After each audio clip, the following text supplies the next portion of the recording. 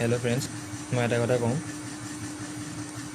মোৰ ভাইটি প্ৰিন্স হাজৰিকা হয়, সি আজি মেট্ৰিকত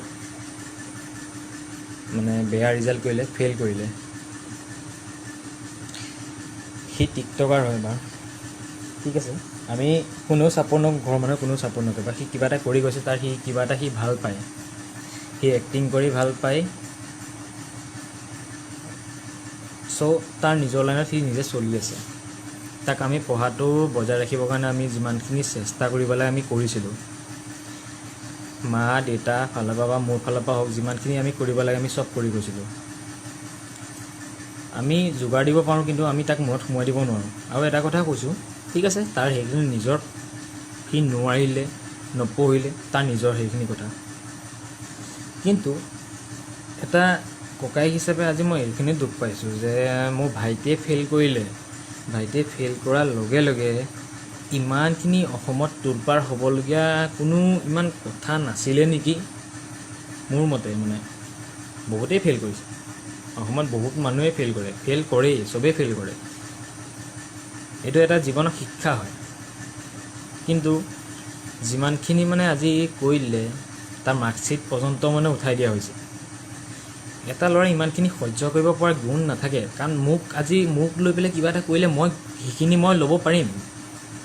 কাৰণ মোৰ এটা বয়স হৈছে, মোৰ মগজ হৈছে, বয়স অনুযায়ী মানুহে সেইখিনি ল'ব পাৰে। কিন্তু মোৰ ভাইটি এজন 17 years, 17 বছৰ হৈছে তাৰ। সি ইমানখিনি তাৰ কেপাচিটি নাই, তাৰ মূৰত ইমানখিনি কেপাচিটি নাই। সি যে কিমান ল'ব লাগিব, কিমান ল'ব নোৱাৰে, সেইখিনি তাৰ কেপাচিটি নাই। কিন্তু যাক যিমানখিনি মানুহে যিমানখিনি হেৰি কৰিছে না, ট্ৰল দিছে, বহুত ডাঙৰ ডাঙৰ ল'ৰাই দিছে, বা বহুত বাদ দিয়া। তোমালোকে নিজৰ ঘৰত যদি কিবা এটা তেনেকুৱা হয় ন, নিজে বুজি পাবা। আজি মই এজন ককাই হিচাপে মই বুজি পাইছোঁ। বিকজ মই নিজৰ ভাইটিক মই হেৰুৱাব নিবিচাৰোঁ। হেৰুৱাব নিবিচাৰোঁ। আৰু মোৰ মা দেউতাও অকণমান বয়স হৈ আহিছে, মই মা দেউতাকো মই হেৰুৱাব নিবিচাৰোঁ। তোমালোকে মিমছ বনাইছে, বনাই থাকা, কিন্তু মানুহৰ জীৱনৰ লগত লৈ পেলাই তেনেকুৱা মিমছ নবনাবা। মানুহৰ জীৱনত লগত লৈ পেলাই সেইবিলাক মিমছ নবনাবা, যিটোৱে যাতে মানুহজনে যাতে হেৰাই থাকে। মিমছ বনাই কিবা লাভ পাবা জানো?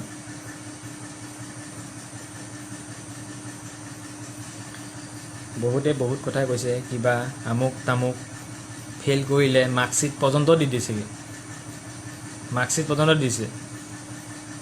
বা প্ৰিন্স হাজৰিকা ঠিকে আছে। মোৰ ভাইটিয়ে আজি ফেইল কৰিলে,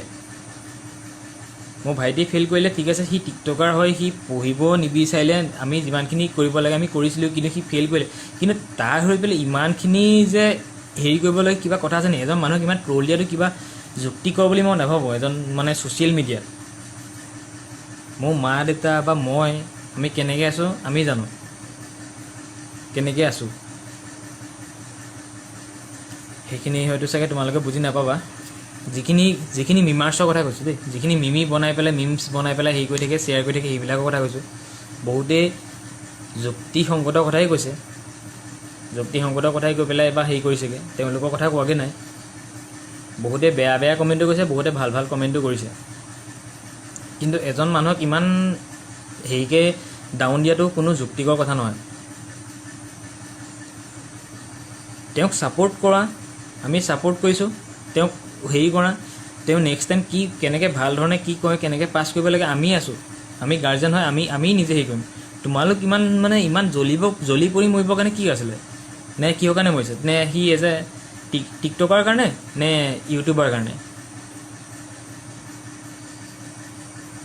ইমান হেৰি কৰাটো মই নিজে হতাশাত ভুগিছোঁ যে কিয় ইমান কিহৰ কাৰণে হৈ গৈছে।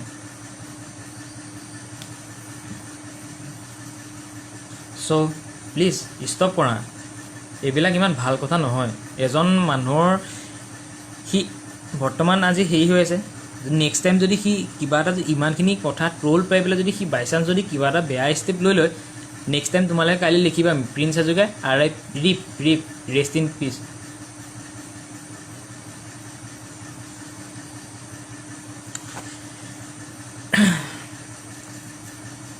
সেইখিনি হয়তো সকলোৱে বুজি নাপায়, ঘৰৰ মানুহখিনিয়ে বুজি পোৱা যায়। আজিকালি তোমালোকে মিমছ বনাই পেলাই চবেই শ্বেয়াৰ কৰিব পাৰা, কিন্তু নিজৰ ঘৰৰ মানুহখিনিয়ে বুজি পোৱা যায় কেনেকৈ কি কৰিছোঁ বা কি নাই কৰা, কেনেকৈ আজি আমি আছোঁ। ৰাতিপুৱাৰ পৰা এতিয়ালৈকে ভাতৰ কোনো হেৰিয়ে ছিষ্টেমেই নাই, ঘৰত যে ভাত বনিছে নাই বনাই কোনো হেৰি নাই, মানুহখিনি আহিছে গৈছে মেলিছে, বছ সেইখিনিয়ে কথা। ঠিকেই আছে, সিও ভবা নাছিলে যে সি ফেইল কৰাৰ লগে লগে সি পঢ়াই নাছিলে। সি একচুৱেলি ক'বলৈ গ'লে সি নিজেই কৈছিলে যে দাদা মই মেট্ৰিক নিদিওঁ, কিন্তু আমি জোৰ জবজ কৰি পেলাই যে তই মেট্ৰিকটো দে কি হয়নো, কিন্তু সেইটো দিয়াটোৱে মোৰ ভুল হৈ গ'ল। ইমানখিনি যে ইজ্জত পাম সেইটো ভবাই নাছিলোঁ মই।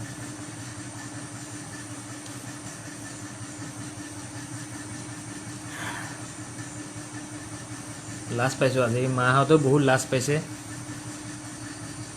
বহুত লাজ পাইছে।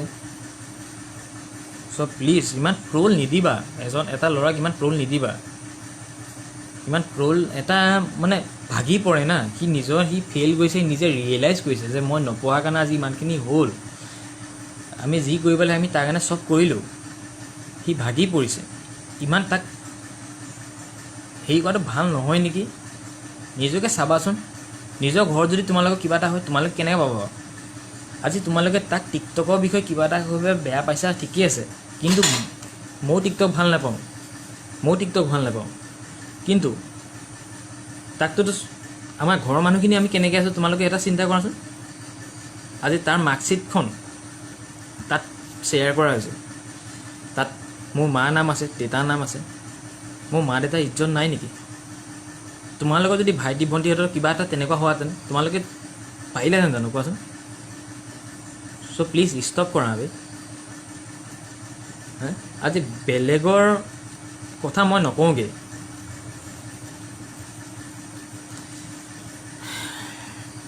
ইমানেই মিমছ বনাই ইমানেই শ্বেয়াৰ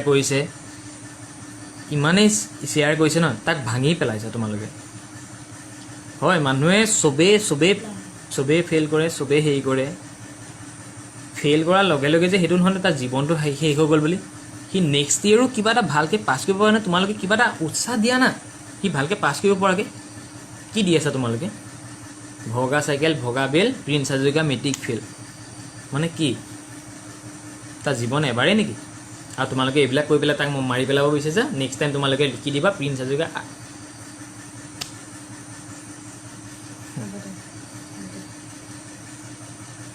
জীৱনৰ লগত খেলা নেখেলিবা, জীৱনৰ লগত কেতিয়াও খেলা নেখেলিবা।